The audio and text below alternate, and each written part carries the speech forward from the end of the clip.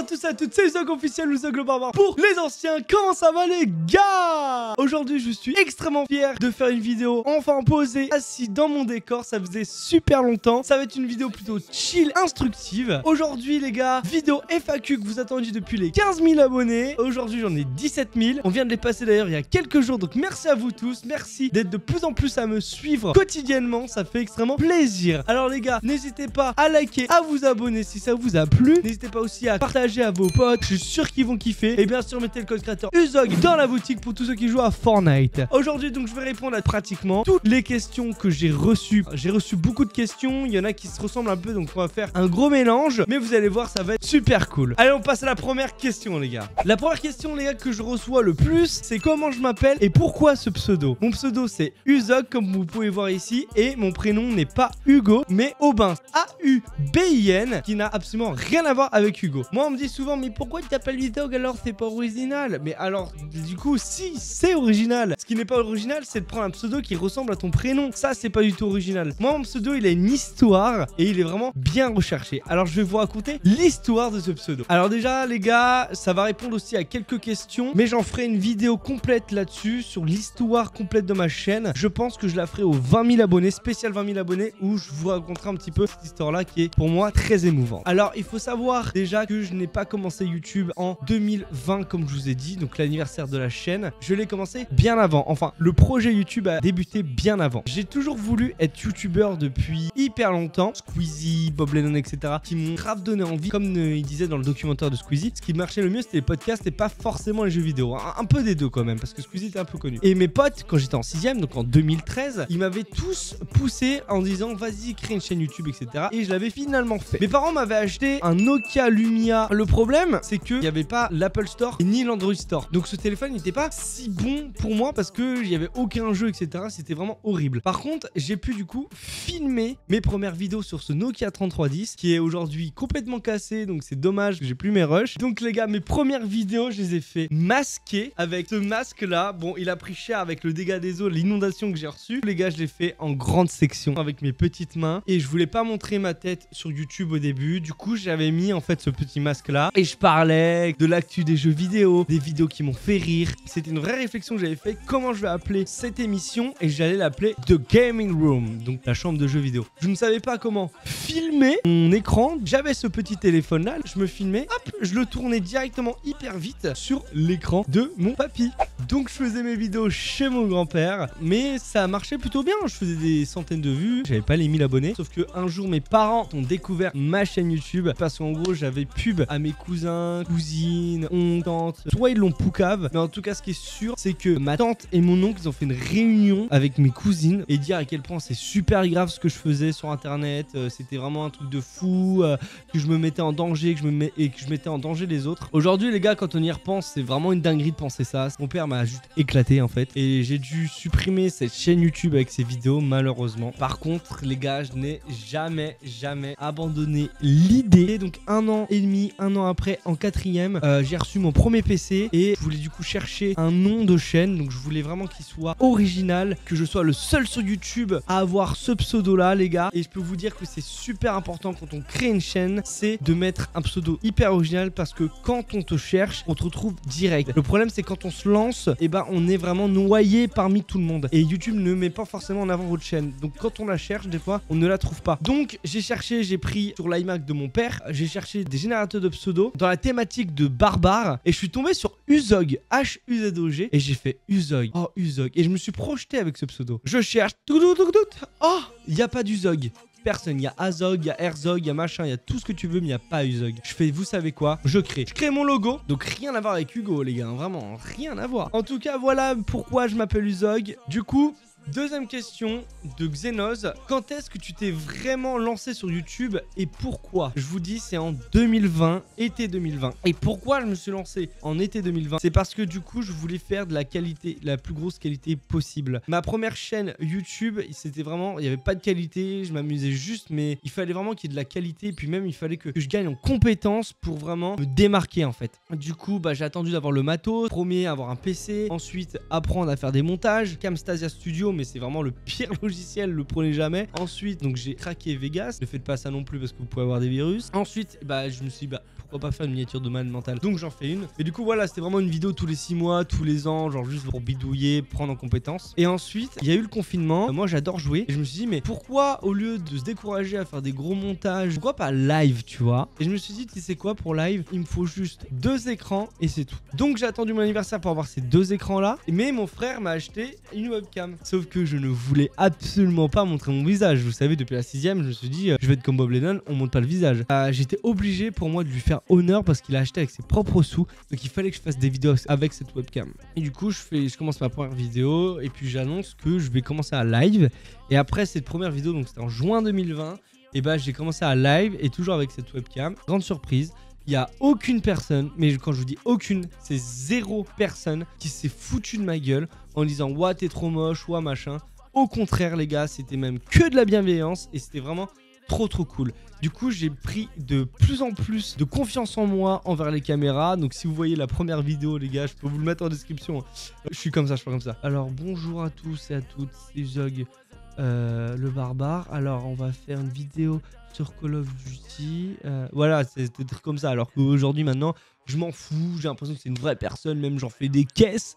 Je m'en fous complètement des caméras. C'est vraiment trop cool. Je trouve que c'est vraiment important de passer ces caps-là. Les haters, de toute façon, arrivent bien plus tard, quand on a un petit peu plus d'abonnés, de vues, parce que c'est elle qui commence à rager. En conclusion, je me suis lancé en 2020. J'ai reçu beaucoup de questions en live, mais aussi Malhomme qui me pose cette question. Est-ce que je fais autre chose que YouTube comme travail? Et les gars, oui, je fais des études. Je suis étudiant dans une école d'ingénieur à Nice. Malheureusement, ça se passe pas si bien que ça, les gars. Je me prends en fait des injustices, mais j'ai envie de dire que heureusement, j'ai un vrai projet derrière. Ouais, je me prends pas mal d'injustices. Je vous ai de toute façon raconté cette anecdote dans la vidéo 2023 où en gros les profs veulent absolument me saquer, je sais pas pourquoi, parce que j'ai fait valoir mes droits et ça ils supportent pas. Est-ce que je souhaite un jour faire de YouTube mon métier? YouTube pour moi c'est un vrai objectif, comme je vous ai dit, c'est un travail d'une vie entière. J'ai que 21 ans aujourd'hui, mais c'est vraiment quelque chose, un projet que j'ai depuis que je suis tout petit. J'ai toujours été sociable, j'ai toujours voulu partager mes histoires, partager mes envies, etc.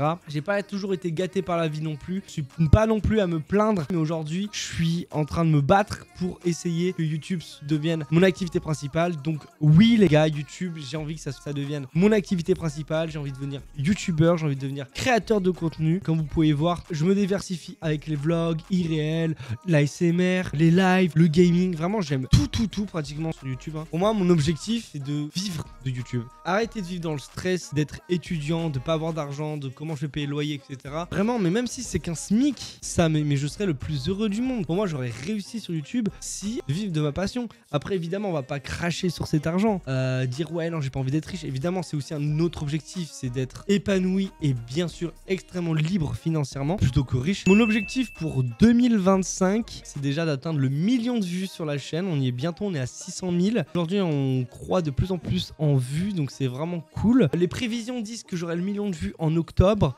Mais si ça continue comme ça, on pourrait même les avoir 2 mois avant. Bien sûr, pour 2025, ce serait bien d'atteindre les 20K. Et j'aimerais bien aussi avoir des partenariats sur le long terme avec des marques. Alors, quelles sont mes origines? C'est vrai qu'on me le demande souvent. Alors, ça se voit pas du tout, mais je suis marocain de mon père. Ça se voit pas trop. J'ai pris un peu du côté physique de ma mère, mais le côté caractère, je suis plutôt du côté marocain. Mais c'est vrai que je bronze assez facilement aussi, donc c'est vraiment cool. On me demande souvent est-ce que j'ai une petite copine. Contrairement à la FAQ que j'avais fait il y a 2-3 ans où je me plaignais entre guillemets d'être célibataire, aujourd'hui j'en suis plutôt plus heureux parce que entre moi de 3 ans et moi d'aujourd'hui j'ai complètement changé. J'ai eu énormément d'expérience, que ce soit dans la vie, etc. Et aujourd'hui j'ai envie d'être tout seul et vraiment d'être avec ma caméra, mon projet et que personne me freine. Donc les soirées pareil, c'est pareil, j'ai plus trop envie d'en faire. Une fois de temps en temps ça fait du bien, c'est cool. Mais plus de soirées à outrance, vraiment concentré sur le travail, concentré sur ce projet-là pour que je puisse réussir et montrer à toutes les personnes qui ne croient pas en moi. Donc non, je n'ai pas de copine, mais je m'en porte extrêmement mieux sans. J'ai une question aussi, vas-tu faire des feats avec des youtubeurs? Alors aujourd'hui c'est pas prévu, mais j'en ai fait une avec Nicolas ASMR Relaxation parce que c'est juste un grand ami que j'ai rencontré il y a 2 ans sur sur les réseaux sociaux, vu que je suis fan d'ASMR. D'ailleurs on va répondre à une question sur l'ASMR juste après. Finalement en fait sa rencontre avec Nico c'était tac au tac quoi. Genre même sur la route j'étais pas stressé parce que c'est à 5 heures de route de chez moi. J'étais pas stressé franchement. C'est le feeling, c'était comme sur les messages, c'était direct, on rigolait directement ensemble, on avait plein de sujets, c'était pas ennuyant, c'était pas gênant. Enfin de mon côté, je sais pas de lui, sûrement.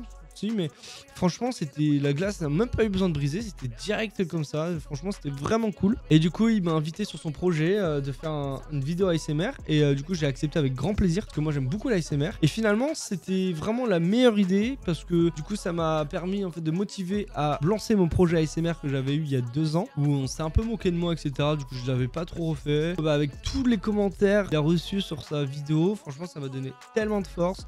Même lui, il m'a dit d'en faire une, etc.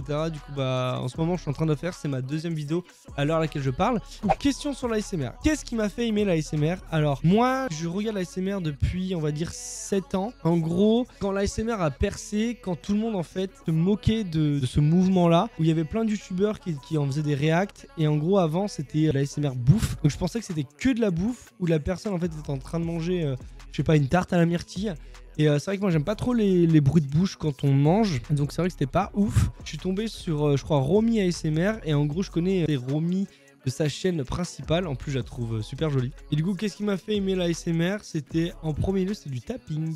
J'ai une question une autre de Jason. Alors est-ce que je pense avoir 100K dans quelques années? Moi je pense réellement que c'est extrêmement faisable d'avoir les 100 000 abonnés. Quitte à que ça prenne 10 ans, dans le pire des cas je pense qu'on les aura. Je pense sincèrement qu'on aura les 100 000 abonnés. 1 million je suis pas sûr de ça par contre. Maintenant c'est en combien de temps est-ce que je pense avoir les 100 000 abonnés? Aujourd'hui je pense réellement que dans 6-7 ans on pourrait les avoir. Vis-tu grâce à YouTube? Non, je ne vis malheureusement pas grâce à YouTube, c'est un projet. Alors j'ai une autre question, c'est quelle était ma réaction lors de mes 1K? Alors en plus c'était un jour très spécial lors des 1K. En fait j'avais fait un live, j'avais 800 abonnés. J'avais mon pote qui s'appelait Clamout qui m'avait fait une pub, donc j'avais déjà une trentaine d'abonnés en plus et le live avait super bien marché. Donc j'avais réussi à faire un plus 100 ce jour-là, donc j'avais du coup 900 abonnés. J'étais vraiment super content. La moitié du live, il y a une chaîne qui me raid et là du coup c'était la plus belle des réactions parce que j'étais vraiment super content.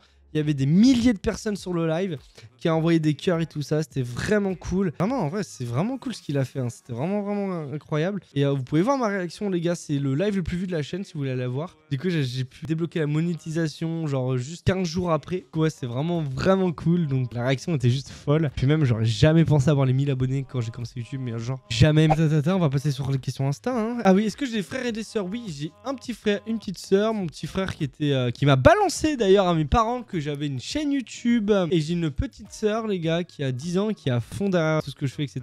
Est-ce que j'ai un rêve pour les années à venir et si oui lesquels? Alors mon rêve le plus cher c'est vraiment de devenir youtubeur. Ça c'est mon rêve le plus cher et évidemment d'avoir 1 million. Alors est-ce que les gens ont cru en moi quand j'ai fait ma chaîne YouTube? Non. Et alors il y en a qui le disent tu vois en mode ouais lui c'est sûr il va percer, mais la plupart des personnes ne croient absolument pas en moi. Ma famille en premier ne croit pas du tout en mon projet. Après j'ai envie de dire c'est normal quoi, il y a une chance sur 1 million de percer tu vois. Dans l'université je suis assez connu, d'ailleurs connu parce que j'ai une chaîne YouTube. Les mecs s'en battent totalement les couilles et ils me prennent pour un bouffon. La plupart, le nombre de fois que je vois des gens qui me dévisagent etc. Après oui j'ai pas mal de potes qui aiment bien ma chaîne YouTube tu vois. De là à dire est-ce qu'il y a des gens qui sont vraiment derrière moi? Il y en a oui. Alors évidemment qu'il y en a, mais la plupart non, c'est juste ah toi t'as une chaîne, trop débile tu vois, trop nul genre machin. Et je peux vous dire que c'est un vrai frein les gars, c'est ça par rapport aux filles, par rapport aux potes etc. C'est un vrai frein d'avoir une chaîne YouTube parce que c'est vraiment ringard d'en avoir. C'est ringard de faire de la SMR, c'est ringard de jouer à Fortnite avec des petits, c'est ringard de je sais pas parler derrière une caméra, c'est ringard de si, ça sera toujours ringard ce que tu fais et les gens en fait ils vont toujours te demander tu gagnes combien.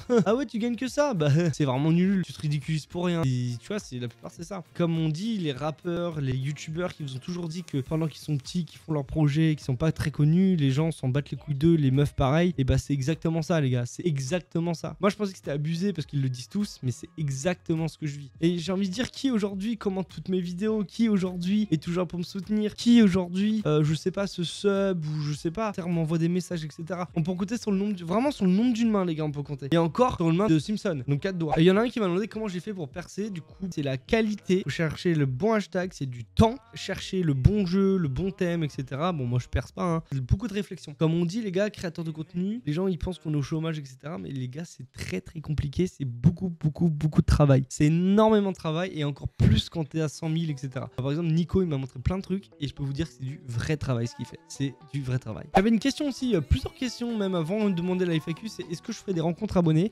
Je pense en faire une peut-être aux 20 000 abonnés et ça sera peut-être un été et je pense la faire à Lyon parce que c'est là où il y a le plus de personnes. Aimerais-tu tenter l'expérience de jouer dans un film? Alors oui, c'est un de mes projets de le faire du coup avec la personne qui a posé la question. Vraiment, je voudrais trop jouer en tant que premier rôle ou même un long métrage ou un court métrage. Mais oui, c'est vraiment un projet que j'ai en tête. Soit jouer pour le premier rôle, le héros, soit le grand méchant. Et pourquoi pas la faire bientôt dans quelques mois quoi. Est-ce que j'ai des conseils? Ah, c'est une bonne question ça. Est-ce que j'ai des conseils à donner sur quelque chose à faire ou ne pas faire?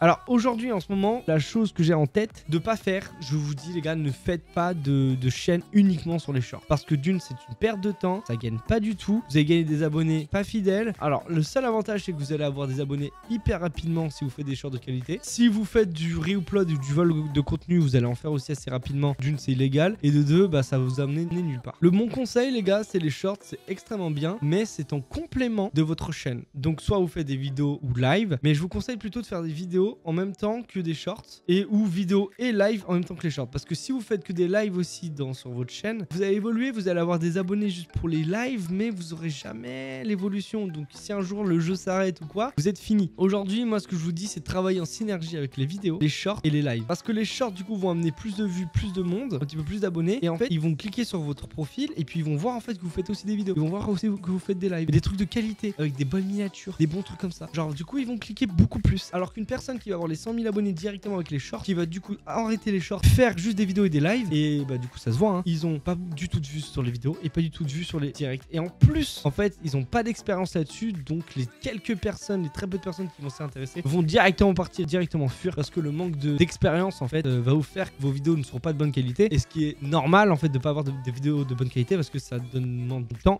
de l'expérience et vous allez grandir avec. Donc moi je vous conseille juste de faire les trois en même temps ou même deux en même temps, mais vraiment pas que faire des shorts ou pas que faire des lives. Vous pouvez faire que des vidéos aussi si vous voulez, mais c'est compliqué d'avoir des abonnés avec que des vidéos aujourd'hui. Donc voilà, ça demande du travail, ça demande du temps, mais YouTube ce n'est pas un travail à faire à la légère. Autre conseil aussi, c'est les gars, si vous voulez travailler sur les réseaux sociaux, il faut que vous posiez la question de est-ce que vous êtes vraiment prêt à devenir une personne publique ou à devenir un YouTuber ou de travailler sur les réseaux sociaux. Beaucoup veulent être connus, célèbres, gagner beaucoup d'argent sur les réseaux sociaux en vendant leur image, entre guillemets, parce qu'on vend notre image, mais beaucoup en fait ne se rendent pas compte que cet argent il est pas si facilement gagné que ça. Parce que déjà c'est super dur d'être connu, mais de deux, vous êtes confronté à vraiment une série d'embûches dans votre vie que vous n'êtes pas prêt. Genre par exemple, que ça soit sur les réseaux sociaux, donc l'harcèlement, vous êtes sûr de vous faire harceler un jour, les insultes, les signalements, les personnes qui peuvent retrouver votre adresse, etc. Surtout l'harcèlement, hein, où les gens quittent le plus souvent YouTube. Donc vous êtes démoralisé à 100%, quel que soit ce qui arrivera sur votre chaîne, en fait, vous serez sûr à 100% les gars d'avoir des baisses, donc les stats, etc.